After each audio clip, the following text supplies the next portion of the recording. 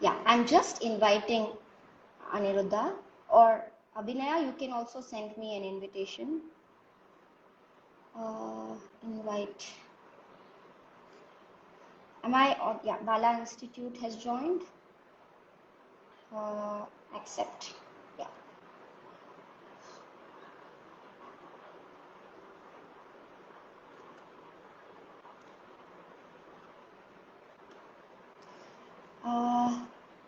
Accept. Oh God.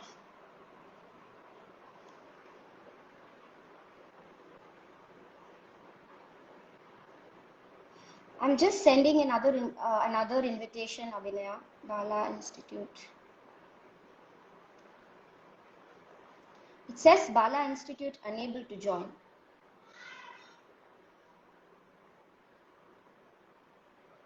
Oh God. Okay. Yeah, I think so. I think just one thing. It seems like both of us are talking at the same time for the audience. Okay. So I will pause and we'll take a short break because for me it was absolutely clear. So Yeah. and then yeah.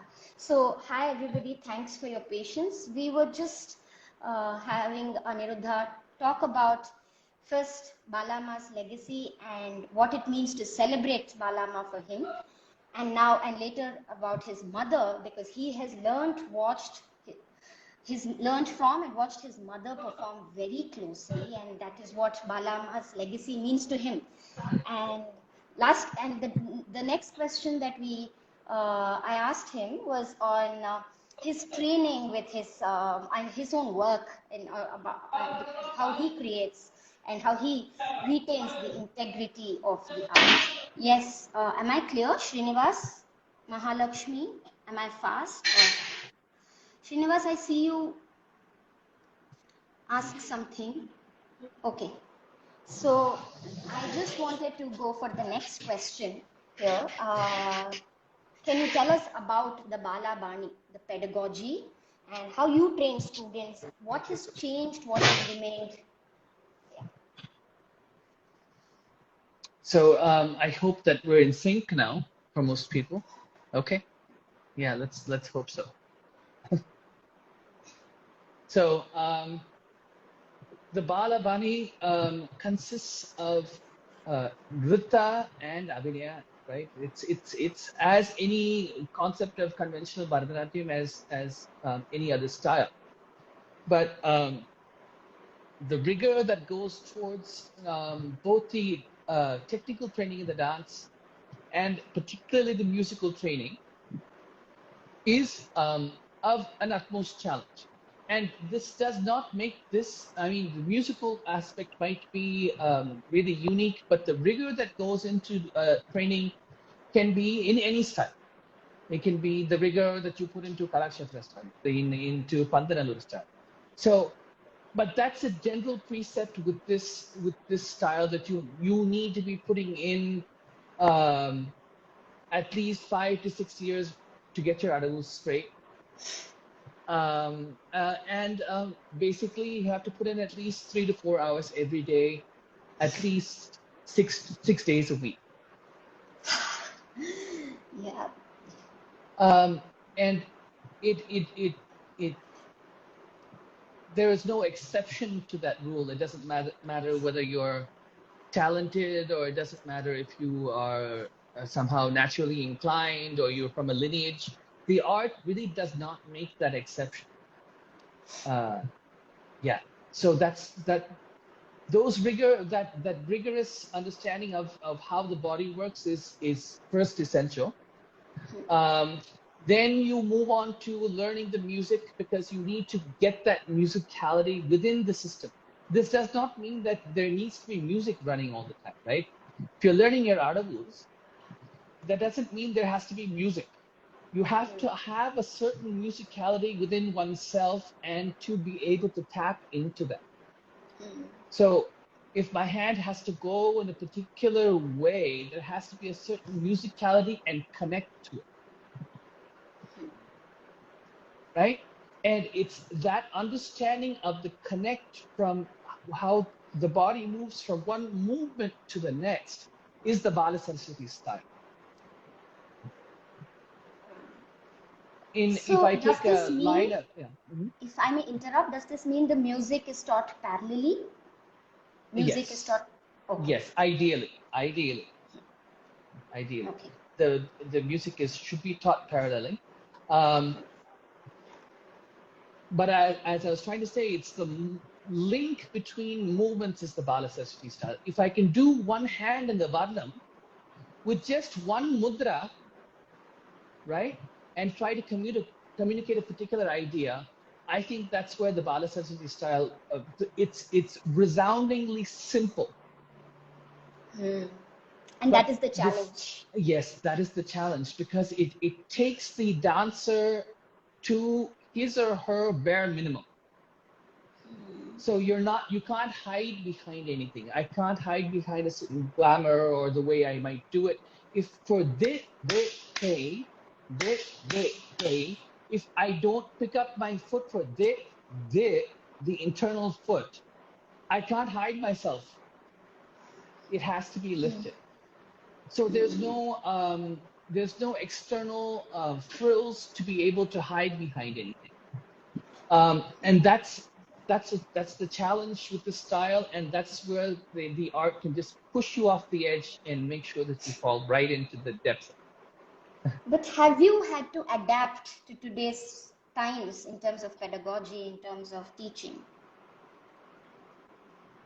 I grew up in my own bubble, to tell you honestly, Mahalakshmi. Huh? So my way of learning and my way of doing things were kind of similar to the previous generation's way of doing things. There was a certain mentality and a certain way of life that I imbibed, even though I grew up as an American also. So that to have that switch side, I should have been a Gemini, but I'm not. But to have that switch side of myself, to be able to tap into that really traditional side of myself, it's so odd for me, to tell you honestly, because I see myself as a practitioner of this dance form, of this tradition. But in recent times, it's how people perceive me on the outside. It's either as not just it might be from the lineage, but it's also trying to think of myself as an American interpreting this. It's not that for me at all. For me, I don't feel that cultural boundary, or so. It was something that really woke me up. I had that said to me a few times, and I was like, wait a minute. That never occurred to me. That never occurred to me at all. So how it's viewed on the outside, I don't have. So I say, as I say, what I teach and what I do, sometimes it may feel like it's in a bubble for myself. But to be able to expand that bubble and to be more inclusive, there has to be. This is not about trying to be exclusive in anything, right? There has to be a certain inclusivity for the pedagogy to survive. I can't talk about, yes, of course, Balama, because she stood on her pedestal and she's there. But for something to survive in the 21st century, how do you make it more inclusive? How do you project something that is already innately, naturally universal? Yes. I can take this dance form anywhere, and you don't need to understand a word of what's happening, but you can connect with it. Yedime Teriyaman, for a person who does not know anything about this art form, it's the essential nature of it to mesmerize the person who is watching, to bring him into the art. That's the artist's job. That is that's the function of the audience, and that's where the art fulfills its necessary its own hunger to survive, is to feed off of that. Yeah. But I had this question written about yourself. I read on one of your Facebook posts which says you can be both very traditional and very non-conforming at the same time.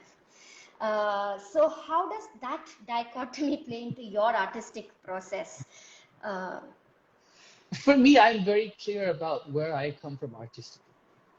Um, I, I I have a certain family view, a certain artistic view, a certain yeah, aesthetic that I adhere to. That if I know that has changed throughout the years, so I give myself the flexibility as much as I can to understand that my own aesthetic about the dance form will change, yeah, yeah, right? yeah, Um, yeah. and it even did for my grandmother. That's how the art form works. That's how the Yeah, approach to everything works. So yeah, the internal expansion, the conscious expansion within the artist has to be malleable enough to accept change and aesthetic um, uh, gradual reshaping that happens. Because I might not see something the way I did when I was 20 years old. I may not see it the same way today. Um, I could be more accepting or less accepting or more critical or non-critical, but that depends. Um, yeah. so it for me, I still, for me, at least the way I view myself is still within that traditional format. Framework. Yeah. All Yeah. right. Fantastic. I going back to pedagogy because that's where I started. I wanted to understand Manodharma in the Balabani. And how do you teach Manodharma in Abhinaya? Is it taught or is it just acquired just being in that atmosphere? You're asking two extremely tough questions that I can probably make it up as I go along. But to tell you honestly, what is it is something very, very hard to just put your finger on it and say this is what it is. But according to what, even how you split up the word manodharma, right? It is that certain level of understanding your surroundings and how you experience it. And there is a certain innate natural dharma within yourself. That dharma itself is saying that I feel comfortable in this emotion and this is how I express Hmm. it, right? And I express myself through a stylized system of how my body works, of how my face works, of how my feet work. And we use the lexicon of hand gestures that we have with the mudras and their expansive meanings. But how do you, and along with that is the amalgamation of the music that is set in with the dance, right? And then on top of that, we have the lyrics. What I might say seem a bit of heresy, but sometimes even the lyrics take a step back in the presence of the music. Yeah. Um, and I know that would be unacceptable for a lot of people, but sometimes the emotion overcomes one's intellect in the same way as music overcomes the sahitya. Yeah, absolutely. And And can you, yeah, yeah, I how was I just going how to I say, teach it. teach it. Yeah. Yeah, I have no idea. How were you Yeah, taught? I taught through I learned through watching. Okay, so and watching from really as far as I could remember, um, is first of all is being connected emotionally to the music, right? I still remember my mother was performing somewhere. She did a lecture demonstration in, this must have been 1987, so I was 6.5, 7 years old, and we went, and it was actually just the both of us that we went for that afternoon lecture demonstration. And she danced to a piece of to Payada. It was a recorded piece, but I remember getting extremely emotional about it. Now I don't know the lyrics. I don't know Maya Malagauda from Pantur Ali at that age. I don't know the lyrics.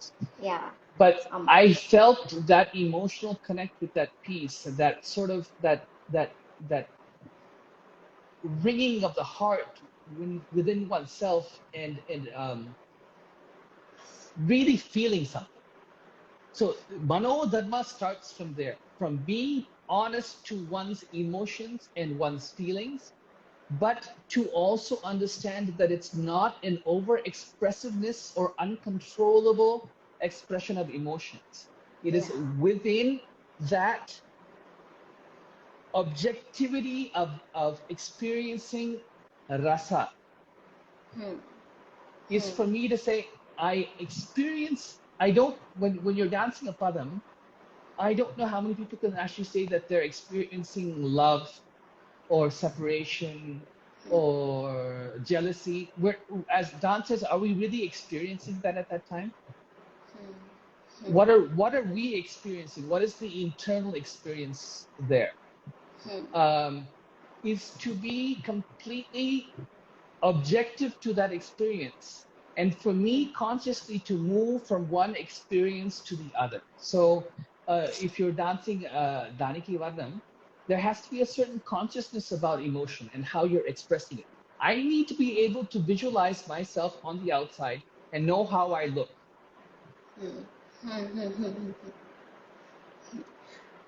But aren't these principles hard to teach? It's an experience and it's more immersion, right? These are hard to articulate, and it's a really hit or miss. The thing is that student really needs to know how to move the body and to use the mudras first. So if I give them a line of Mohamana in Needle, the Bhairavi Varnam, they should first of all learn how to do what I ask them to do. That is the first step of Manodharma, is to listen to your teacher. Absolutely, yeah. Yeah. You need a reference point. Not just reference point. There is, if the teacher says the hand goes out like this and this is where it stays, the next week when I do that Varnam again in practice, my body should know that my hand goes there, right? There has to be a certain discipline with the body before it can express itself, or else it won't fit in.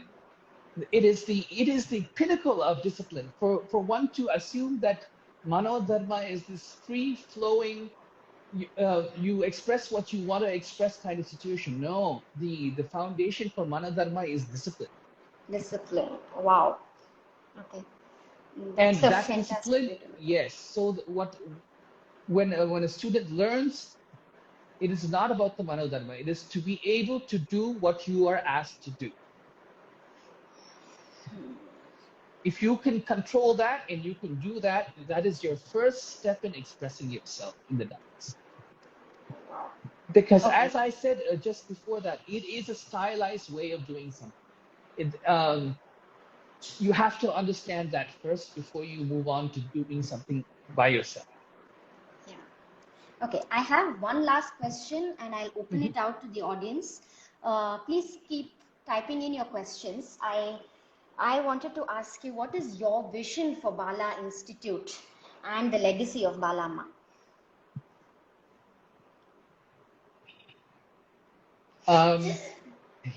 It's okay if you don't really have concrete. The thing is, we have so many missions and so many wants and so many directions that we want to take things, and it's so dependent on where we're at as artists and as teachers and where the students are at. So that makes that it can be such a fluctuating, sometimes like a mirage kind of situation where you don't know what you're visualizing.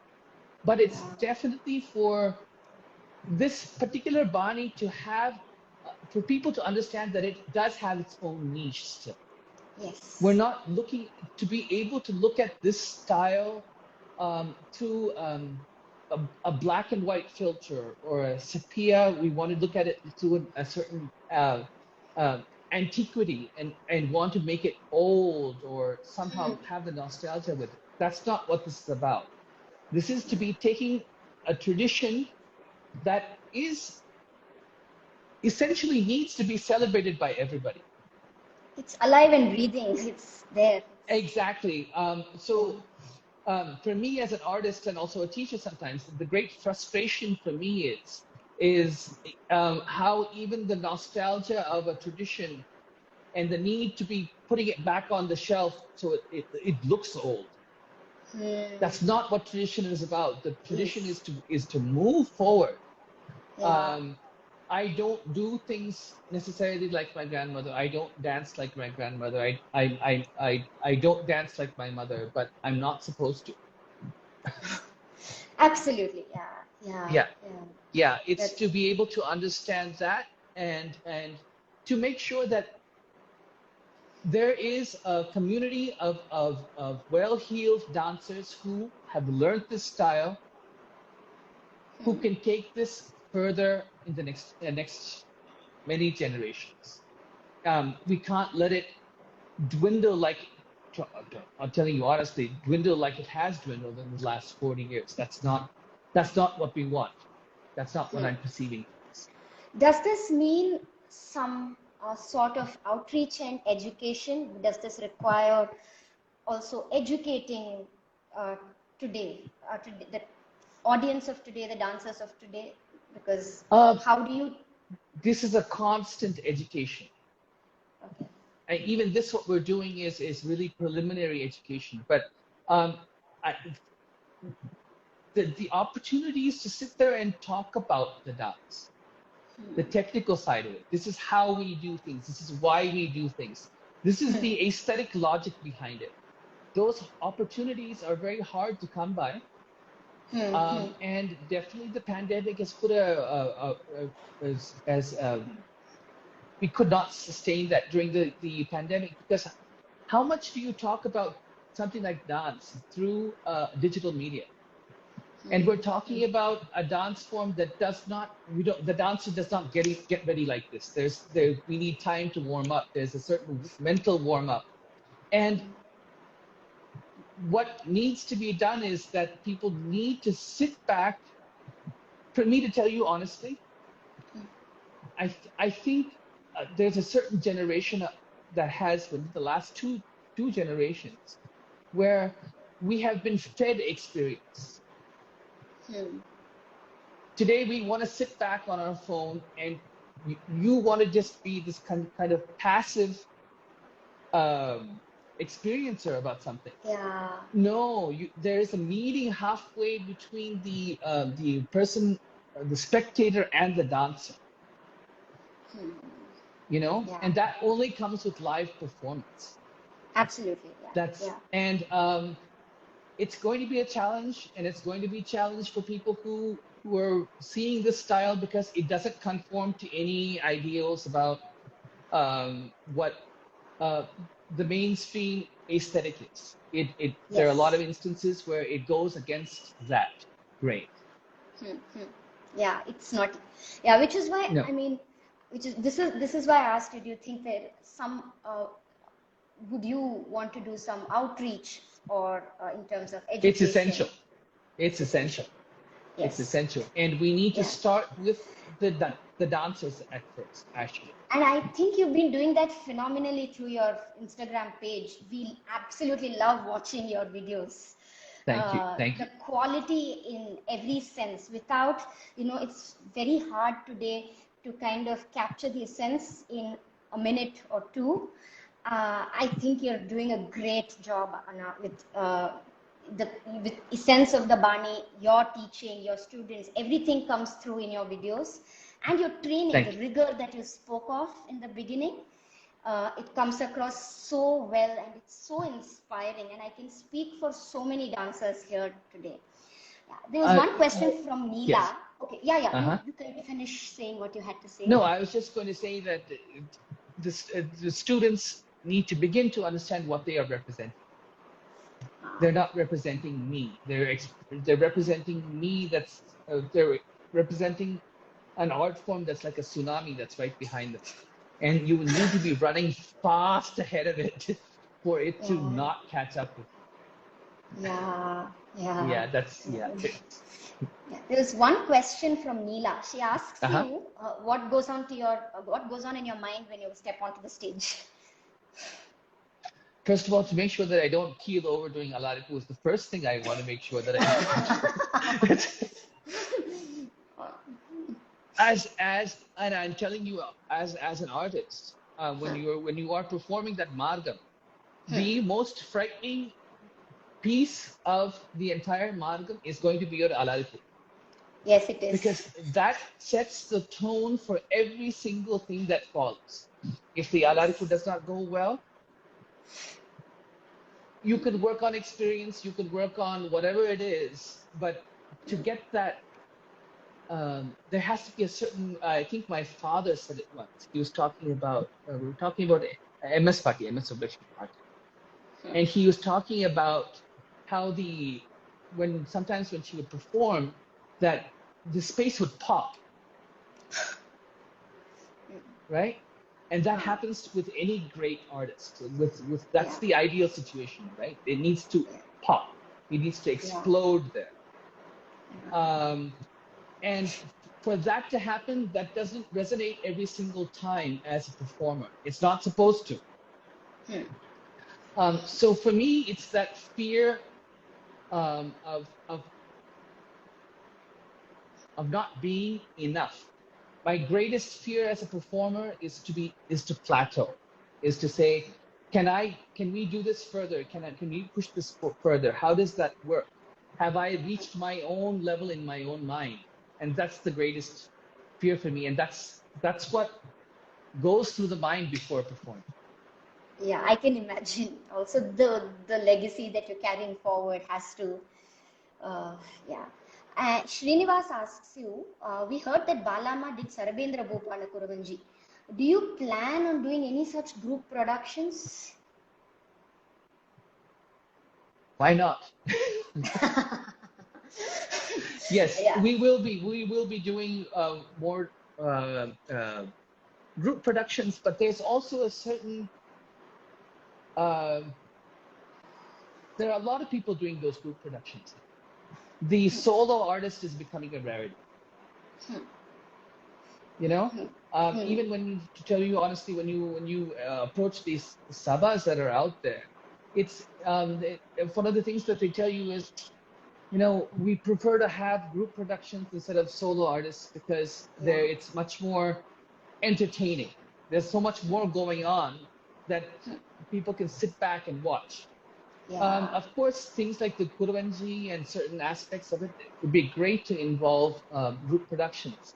But we have to be also very careful not to lose the solo nature of this dance form. Yes. I think that is also the essence of Balama's style, right? The solo nature. Yes. The Yes. yeah. Okay. It There is is one more thing I just question. want to one thing I just wanted to add, that when we were talking about Manodharma, it is the raw creation or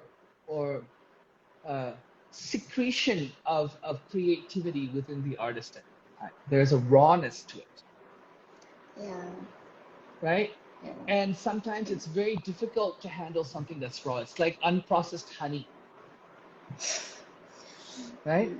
To have honey as the most pure form of it is actually bitter to the taste along with its sweetness.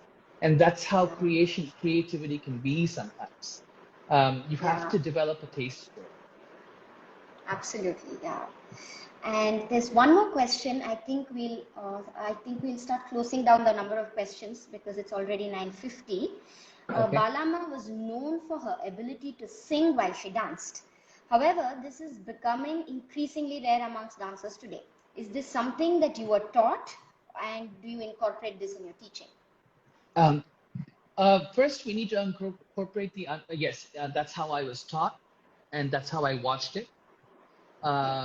But that comes much later, in the learning process. They have to be able to, if I teach them a Jatiswara, they have to be able to sing that Jatiswara.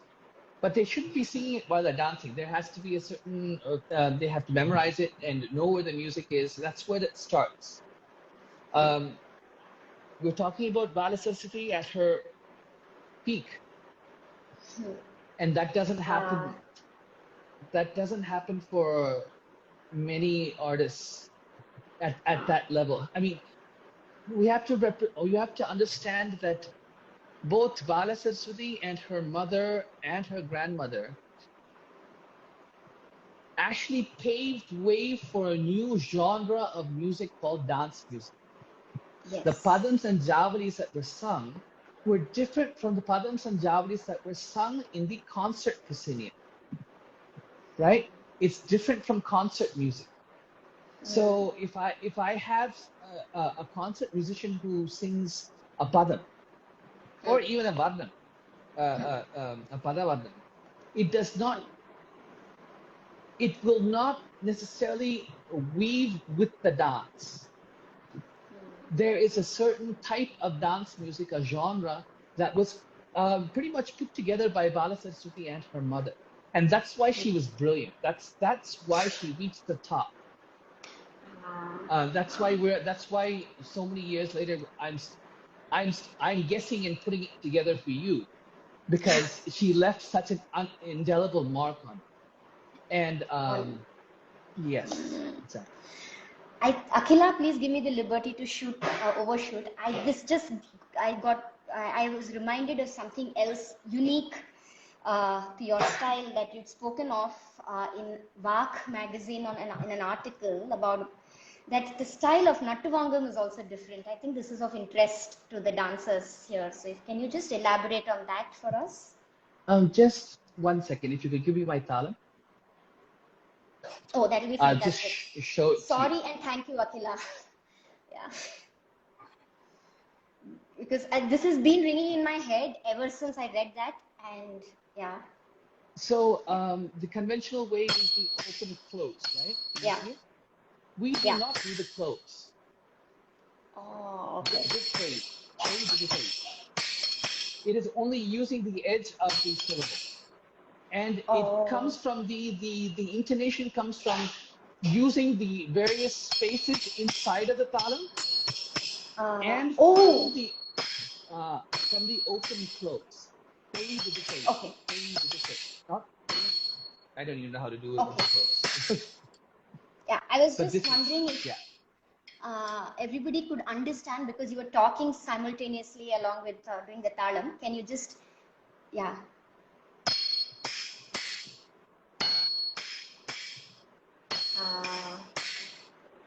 Yeah.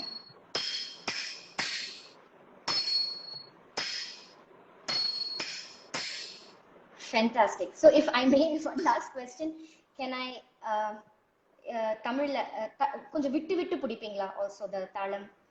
கொஞ்சம் விட்டு இல்ல, நிறைய. பிடிப்பே வந்து ஆமா, அப்பதான் அந்த ரீங்காரம் இருக்கு இல்லையா, the ringing sound of it, it needs to be light. Okay. And there's a certain control of we're not using the syllables like this. The base syllable stays the same, and that's how we. Oh, okay. All of that. Oh, this is. If you could. This is fantastic. I think we got like an overview of the style from various aspects, from Manodharma, from teaching, from Nattuvangam, the heart and the soul, the music of the style. Is there anything you'd like to add before? If the questions, I'm sure the questions have not done justice to the style. I don't think we can cover all of it. I think Mahalakshmi, I think it's essential for me as a practitioner of the style and the need to ensure that this survives, not just survives, that it flourishes for the next generation. That is, next time we do something, I think we should start talking more about the art itself. Sure, yeah. And because that is talking about Balama in that sense, I think this is a great beginning for us. But to begin the real essence of the style and Balama is to begin to talk about the technique that goes into this, and just do that as a separate interaction. Yeah, Akhila, are you open for this? I mean, right here we asked Akhila.